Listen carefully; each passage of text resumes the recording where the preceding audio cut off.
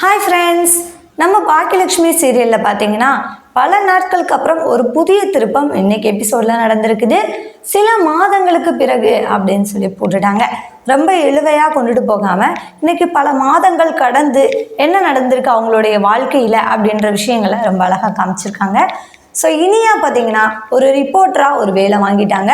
So அதை தன்னுடைய பாட்டி அண்ட் அப்பா 2 பேர்கிட்டையுமே சொல்லி ரொம்ப சந்தோஷப்படுறாங்க. பட் இப்போ இனியா சுயமாக முடிவு எடுக்க கற்றுருக்காங்க. கோபிநாத் கிட்டேயே எதிர்த்து பேசுகிறாங்க. நான் உங்களை அங்கே இருக்க சொல்லலையே, நான் யாரையும் டிபெண்ட் பண்ணி இல்லை, நான் ஒரு சுதந்திரமான பொண்ணு, என்னால் கரெக்டான முடிவை எடுக்க முடியும் அப்படின்ற நிலைமைக்கு இன்னைக்கு இனியா வந்திருக்காங்க. அதற்கு முக்கியமான காரணம் பாக்கியா தான். ஸோ இதற்கப்புறம் கண்டிப்பாக பாக்கியா ஆகாஷ் கூட இவங்களை சேர்த்து வைப்பாங்க அப்படின்றதுல மாற்று கருத்தே கிடையாது.